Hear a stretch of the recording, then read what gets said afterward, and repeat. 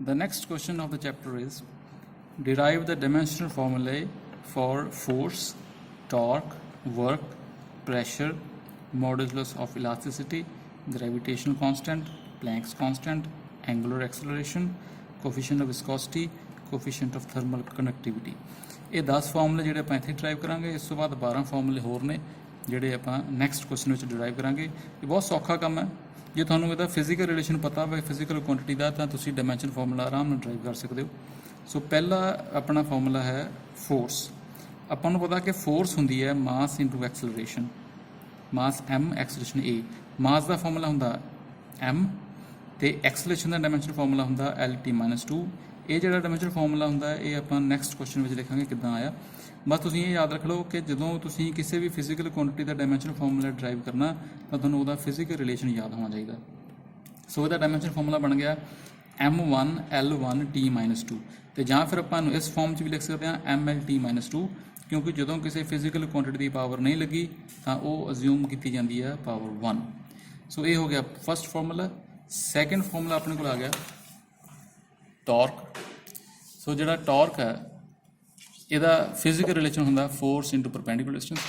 Force ਦਾ dimension formula ਆਪਾਂ ਪਿਛਲੇ ਪੇਜ ਤੇ ਦੇਖਿਆ ਸੀ, ਉਹ ਹੁੰਦਾ m1L1T-2 ਤੇ ਪਰਪੈਂਡੀਕੂਲਰ ਡਿਸਟੈਂਸ ਉਹਦਾ ਫਾਰਮੂਲਾ ਹੁੰਦਾ L ਤੇ ਜਦੋਂ ਆਪਾਂ ਦੋਵਾਂ ਨੂੰ ਕੰਬਾਈਨ ਕੀਤਾ ਤਾਂ ਆਪਣੇ ਕੋਲ ਬਣ ਗਿਆ m1L2T-2।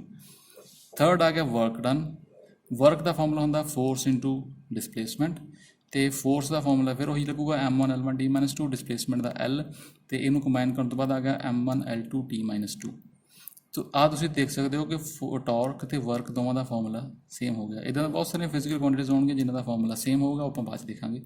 ਨੈਕਸਟ ਚੌਥਾ ਆ ਗਿਆ ਪ੍ਰੈਸ਼ਰ। ਪ੍ਰੈਸ਼ਰ ਦਾ ਫਿਜ਼ੀਕਲ ਰਿਲੇਸ਼ਨ ਹੁੰਦਾ ਫੋਰਸ ਓਵਰ ਏਰੀਆ। ਫੋਰਸ ਦਾ ਫਿਰ ਫਾਰਮੂਲਾ ਉਹੀ ਲੱਗਣਾ m1L1T-2 ਓਵਰ ਏਰੀਆ ਹੋ ਗਿਆ L²। ਜਦੋਂ ਆਪਾਂ ਇਹਨੂੰ ਸੋਲਵ ਕੀਤਾ ਆਪਣੇ ਕੋਲ ਆ ਗਿਆ m1L-1T-2। Next is modulus of elasticity. Modulus of elasticity ਦਾ ਫਿਜ਼ੀਕਲ ਰਿਲੇਸ਼ਨ ਹੁੰਦਾ ਸਟ੍ਰੈਸ ਓਵਰ ਸਟ੍ਰੇਨ।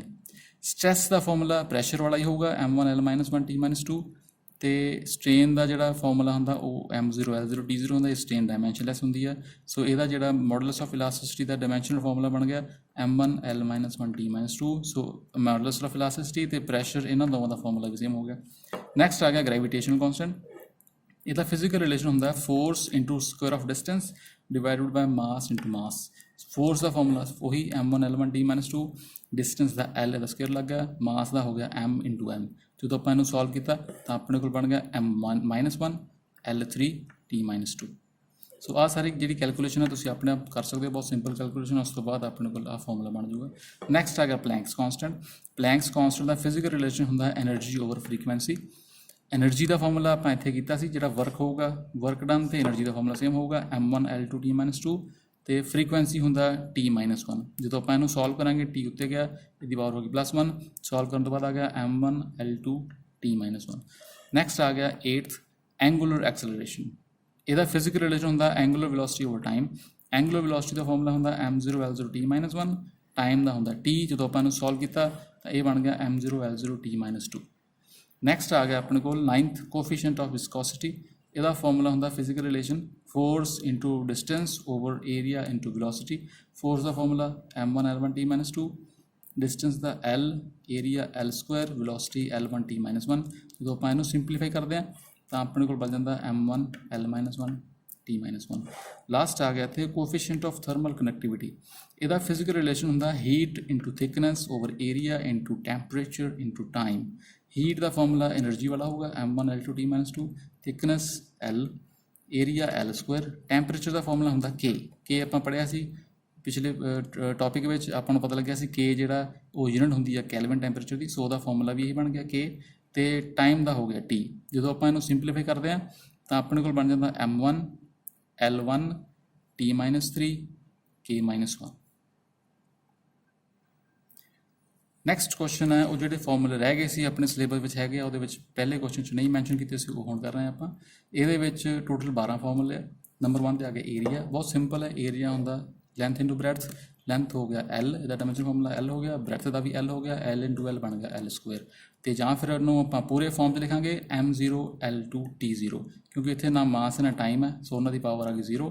तो L2 नाल लग गया। नैक्सट आ गया वॉल्यूम। वॉल्यूम होंदा length into breadth into height, L into L, ये बन गया L3 या फिर लिख सकते हैं M0 L3 T0। Velocity, velocity का फॉर्मूला होंदा डिसप्लेसमेंट ओवर टाइम, तो डिसप्लेसमेंट का फॉर्मूला आ गया L, टाइम का तुहानूं पता ही है फॉर्मूला होंदा T, तो जो आप सिंपलीफाई करांगे L1 T-1 या फिर हम लिख सकते हैं LT-1 या फिर लिख सकते हैं M0 L1 T-1। नैक्सट आ गया एक्सलरेशन A, ਇਹਦਾ फिजिकल फॉर्मूला होंदा वेलोसिटी ओवर टाइम, वेलोसिटी का फॉर्मूला पा करके हटे LT-1 ओवर टाइम T आ गया, सो ਇਹਦਾ फॉर्मूला सिंपलीफाई करने तो बाद बन गया LT-2 या फिर हम लिख सकते हैं M0 L1 T-2। नैक्सट आ गया मोमेंटम। मोमेंटम का फिजिकल रिलेशन होंदा मास इंटू वेलोसिटी, मास का हो गया M, वेलोसिटी का आपां कीता सी LT-1, सो इनू कंबाइन करके लिखांगे MLT-1 या फिर M1 L1 T-1।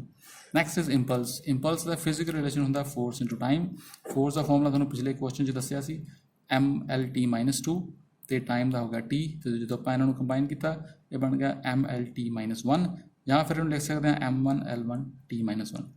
नैक्सट आ गया पावर P, यदा फॉर्मूला होंदा वर्क ओवर टाइम, वर्क का डायमेंशन फॉर्मूला ML2 T-2 तो टाइम का ओवर T आ गया, तो जो आप सिंपलीफाई करांगे ये बन गया ML2 T-3 या फिर हम लिख सकते हैं M1 L2 T-3। नैक्सट आ गया एनर्जी।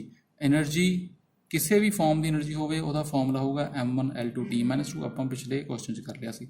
नैक्सट आ गया सरफेस टेंशन, यदा फिजिकल रिलेशन होंदा फोर्स ओवर लेंथ, फोर्स का फॉर्मूला तुहानूं याद होना MLT-2 तो लेंथ का हो गया L, हुण जो आप सिंपलीफाई करते हैं L नाल L कैंसिल हो गया, ये बन गया MT-2 तो या फिर इन्होंने होर तरीके लिख सकते हैं M1 L0 T-2। नैक्सट आ गया स्ट्रैस। स्ट्रैस होंगी फोर्स ओवर एरिया, जो आप प्रेशर का फॉर्मूला किया सी प्रेशर तो स्ट्रैस का सेम होगा force over area MLT-2 over L2 area हो गया, जो आप सिंपलीफाई करांगे M1 L-1 T-2। नैक्सट आ गया स्ट्रेन। स्ट्रेन तुहानूं पहलां भी दस्सिया सी, ये होंदी है डायमेंशनलैस, ये होंदी है change in dimension over original dimension, ये हो गया फिजिकल रिलेशन ਇਹਦਾ, तो जो आप डायमेंशन ओवर डायमेंशन करांगे तो यदा फॉर्मूला बनूगा M0 L0 T0, it is dimensionless. तो लास्ट है अपने को movement of inertia. Movement of inertia का रिलेशन होंदा mass into square of distance, तो जो आप मास का फॉर्मूला पुट करांगे M हो गया, डिस्टेंस का L का स्क्वेयर बन गया, ये बन गया ML2, तो या फिर पूरे तरीके लिखा आप ये लिख सकते हैं M1 L2 T0। Next question जो आप करन लगे हैं ये बहुत इंपॉर्टेंट क्वेश्चन है इस चैप्टर का, तो हुण जो भी आप करांगे वो जिहड़े तुसीं डायमेंशन फॉर्मूले पहलां सीख लए ने इन्हां नूं याद रखना पैना, तो ये सारे फॉर्मूले किसी ना किसी फॉर्म दे विच अगले क्वेश्चनस विच यूज़ होणगे, so you have to be very careful. तो ये जिहड़ा टॉपिक है ये टॉपिक बहुत इंपॉर्टेंट है, इसका नाम है state and prove principal of homogeneity of dimensions. Homogeneity जिहड़ा वर्ड है ये आया होमोजीनियस तो, होमोजीनियस का मतलब होंदा ਉਹ ਚੀਜ਼ ਜਿਹਦੀ ਨੇਚਰ ਸੇਮ ਹੋਵੇ। ਹੁਣ ਜਿਹੜੇ ਆਪਾਂ ਹੋਮੋਜੀਨਿਟੀ ਆਫ ਡਾਇਮੈਂਸ਼ਨ ਦੇਖਾਂਗੇ ਇੱਥੇ ਡਾਇਮੈਂਸ਼ਨਸ ਜਿਹੜੀਆਂ ਨੇ ਉਹ ਸੇਮ ਹੋਣਗੀਆਂ। ਸੋ ਇਸ ਪ੍ਰਿੰਸੀਪਲ ਜਿਹੜੀ ਇਹਦੀ ਸਟੇਟਮੈਂਟ ਆਪਾਂ ਕਰਨ ਲੱਗੇ ਹਾਂ ਉਸ ਤੋਂ ਬਾਅਦ ਇਹਦਾ ਪ੍ਰੂਫ ਕਰਾਂਗੇ। ਸਟੇਟਮੈਂਟ ਦਾ ਪ੍ਰਿੰਸੀਪਲ ਦੀ ਹੈਗੀ ਇਹ, according to this principle in a dimensionally correct physical relation the dimensions of each and every term on both sides of the equation must be same। मतलब किसी भी डायमेंशनली करैक्ट फिजिकल रिलेशन दे विच दोनों side दियां dimensions equation के दोवें side दियां dimension same होनी चाहिए, मतलब लैफ्ट हैंड साइड वाली डायमेंशनस तो राइट हैंड साइड वाली डायमेंशन सेम होणगियां तां आपां कह सकते हैं कि वो डायमेंशनली करैक्ट होगा रिलेशन। तो जे आपां इहनूं प्रूव करना तो प्रूफ विच की है ये जिहड़ा भी प्रूफ आपां करांगे किसी भी चीज़ का इहदे विच हुण ओह न्यूमैरिकल दे नाल ही समझ आऊगी। सो इहदा प्रूफ है ये एक न्यूमैरिकल दे विच फॉर्म विच है। To prove this principle let us take an equation v is equal to u plus at। ये इक्वेशन ऑफ मोशन है, सब तो पहली इक्वेशन ऑफ मोशन है, ये तुसीं अपनी लोअर क्लास पढ़ी होनी है। हुण आपां इस इक्वेशन को चैक करांगे कि ये equation of motion principal of homogeneity prove करती है या नहीं। हुण इत्थे जिहड़ा v है ये हैगी आ फाइनल वेलोसिटी, वेलोसिटी का डायमेंशन फॉर्मूला तुहानूं याद रखना पैना M0 L1 T-1। u होंदी है इनिशियल वेलोसिटी, ਇਹਦਾ फॉर्मूला हो गया M0 L1 T-1 सेम हो गया, वेलोसिटी हो गई जी मर्जी फॉर्मूला सेम होगा। फिर आ गया ए एक्सलेशन, एक्सटेंशन का फॉर्मूला तुहानूं दस्सिया सी M0 L1 T-2, तो लास्ट आ गया टाइम, टाइम का फॉर्मूला M0 L0 T1 ਜਾਂ कला T भी लिख सकते हो तुसीं। हुण इस इक्वेशन नंबर 1 ਦੇ ਵਿੱਚ इक्वेशन नंबर 1 ਦੇ ਵਿੱਚ ਤੁਸੀਂ देखो लैफ्ट हैंड साइड ਤੇ है v का फॉर्मूला अपने को आ गया M0 L1 T-1। हुण उसे इक्वेशन नंबर 1 की राइट हैंड साइड देखा तो अपने को है u plus at। हुण इत्थे u का फॉर्मूला पुट करो M0 L1 T-1 plus acceleration ਤੇ ਟਾਈਮ ਦਾ ਫਾਰਮੂਲਾ ਦੋਵਾਂ ਨੂੰ ਮਲਟੀਪਲਾਈ ਕਰਕੇ ਲਿਖ ਦਿਓ m0 l1 t-2 ਤੇ ਟਾਈਮ ਹੋ ਗਿਆ m0 l0 t1। ਜਦੋਂ ਆਪਾਂ ਇਹਨੂੰ ਸਿੰਪਲੀਫਾਈ ਕਰਦੇ ਹਾਂ ਪਹਿਲੇ ਟਰਮ ਨੂੰ ਉੱਦਾਂ ਹੀ ਰੱਖ ਲਓ, ਦੂਜੀ ਟਰਮ ਨੂੰ ਸਿੰਪਲੀਫਾਈ ਕਰਕੇ ਆਪਣੇ ਕੋਲ ਬਣ ਗਿਆ m0 l1 t-1। ਸੋ ਦੇਖੋ ਆਪਣੇ ਕੋਲ ਦੋ ਟਰਮਸ ਬਣ ਗਈਆਂ, ਪਹਿਲੀ ਟਰਮ m0 l0 t-1, ਦੂਜੀ ਟਰਮ m0 l1 t-1। ਤੇ ਜਦੋਂ ਆਪਾਂ ਇਹਨੂੰ ਸੋਲਵ ਕਰਦੇ ਹਾਂ, ਸੌਰੀ ਇੱਥੇ ਇੱਕ ਮਿਸਟੇਕ ਹੈ, ਇੱਥੇ ਧਿਆਨ ਨਾਲ m0 l1 ਆਉਣਾ ਇੱਥੇ। ਸੋ ਤੁਸੀਂ ਇੱਥੇ ਧਿਆਨ ਨਾਲ ਦੇਖ ਸਕਦੇ ਹੋ m0 l1 t-1 m0 l1 t-1।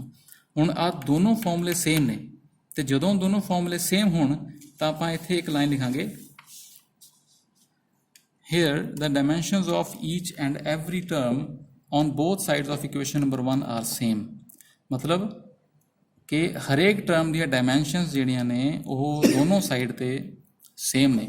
therefore it shows that the relation v is equal to u plus at is dimensionally homogeneous and it proves the principle of homogeneity।